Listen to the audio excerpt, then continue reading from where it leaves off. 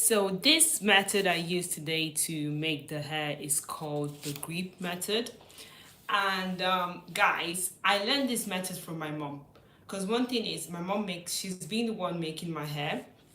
And I remember, like, when I was a teenager, when I was a teenager, I would go on YouTube, search for how to braid and all of that. But I wasn't really getting their method. And there is so many methods. There is the rubber band method.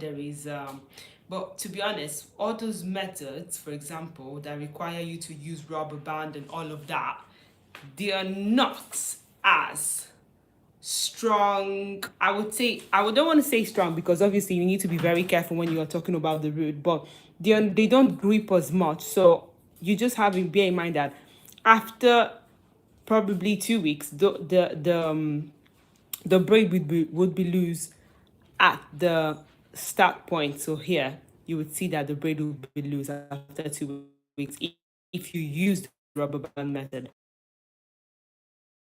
Grip method, that in with this method, your braids are going to last for like a month. That's for sure, for a month. So you have it for a whole 4 weeks.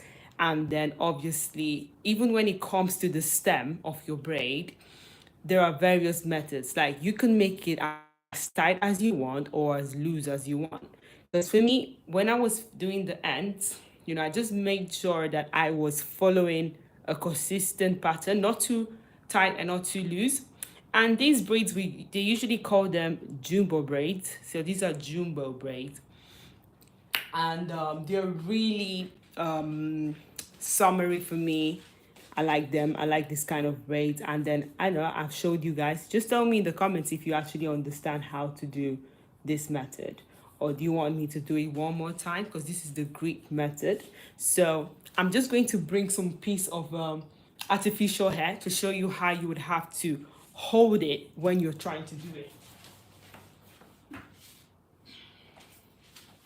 So basically, this is my artificial hair. This is the hair I've been using on the doll. I've been using this hair, and you just need to make sure that you're not using it too small or too big. So it has to be the correct size for the hair that you're going to be braiding at that moment. So with this, I'm just gonna go by what I'm using right now. So this is one piece that I've just sectioned. This is one piece that I've just taken out of this bundle.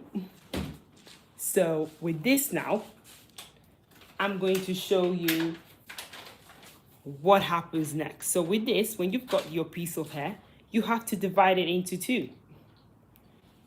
And when you've divided it into two, I have two pieces. I have to put them together this way. So you just have to make sure that the two pieces are together. And it's like you have a knot here. Can you see this loop? Yes, this is a loop. So you have a loop here. So this is my loop. But then again, when you're holding your loop, you have to make sure that you're holding one end is tight and the other end is loose. And it has to be equal. So you don't have to have a long piece on the side and a short piece. They have to be equal. The ends have to be equal, so you can see. So equal pieces. And then I'm holding it this way, you can see it. And then you just have to so it's 1, 2, 3. Sorry for my hands, they'll be dry. So it's 1, 2, 3. So I'm holding with 3 fingers. And then I have to put it in here. So can you see? It's 3 fingers, but then I have to put this finger, I have to put it in here. And then that's when I grab the piece of hair. And then when you grab it, this hair goes under and then all of that. But then let me show you now on this one again, one more time. I've showed you guys 1, 2, 3, 4, 5, 6 times. Let's do it a 7th time. So let's see. All the talking I've been actually doing right now. Let's see if you actually understand what I'm saying. So this is it. I'm sectioning the hair. And one thing I would say is be patient with yourself. Don't be hard on yourself. Don't call yourself names because you're not getting it the first time. It's a lot of practice, it's a lot of determination. You cannot just like, if you get it right the first day, well done you, you're a genius. If not, you just need to keep trying. And that's a very common trait. People keep trying and they just have to do it. So as I said, as I mentioned, I'm holding it with 3 fingers. Then I put this finger in the middle, this one, and then I'm gripping the hair. I've gripped the hair. Then I put this under. Can you see? I'm putting this under. I'm gripping the hair. Put this under. It's just like, now, right now, it feels like, oh my gosh, what's she doing? I put it under, and I'm just making sure that everything is just looking, yeah. So I'm just going.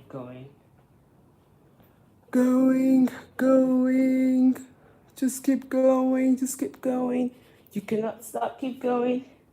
Yeah. And I'm just going. Can you see it? That's how I do the grip. That's the grip method. So you use 3 fingers. This finger goes inside the loop, and then you use this same finger to grip the hair that you're braiding. And right now I'm just going to keep braiding. I'm just going to keep going. I'm just braiding the hair. And then that's it. You just keep going. You get it? So, yeah. Just keep going, keep braiding. And if you're on this channel, by the way, you would see when I put this hair in hot water. Like, I've done that on myself. I learned how to put my hair in hot water, how to dip my hair in hot water. When was that? During the pandemic. That's when I learned how to do it. 2020, so it's been 5 years now. I've been doing it on myself. I learned it 5 years ago. So yeah, it's something that everyone can do. If you want to learn, you can do it. Basically, you can do it. If you want to learn, you can do it. So that's it.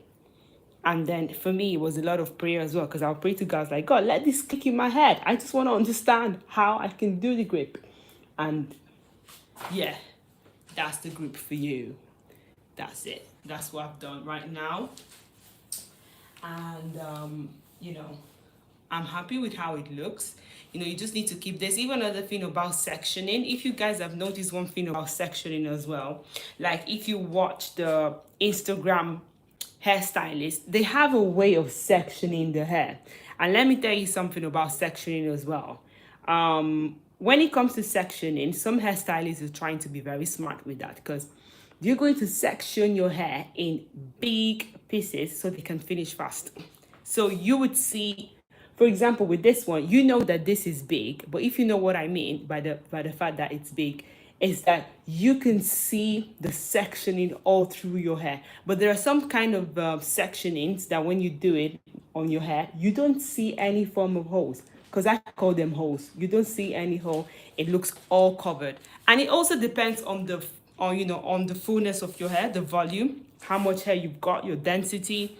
And with some, if you've not got a lot of hair, it's not a lot of density, not a lot of volume, then yeah, it's regardless of how you're sectioned, even though there are some ways to mitigate it, you could still see some holes. Yeah, but some people don't mind. They like to see the sectioning of their braid. They like to see it. With others, they do mind. They don't want to see it. So it just depends on you. How do you want your braid to look in the end? But today, I'm just focusing on how to grip.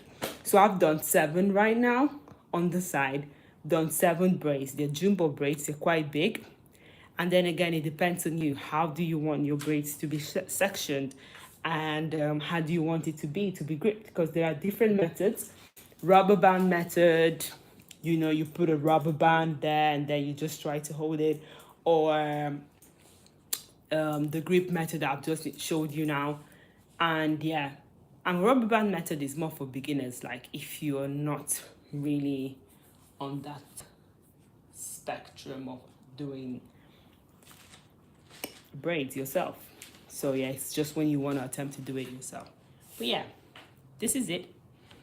And I hope that you guys have learned something new today.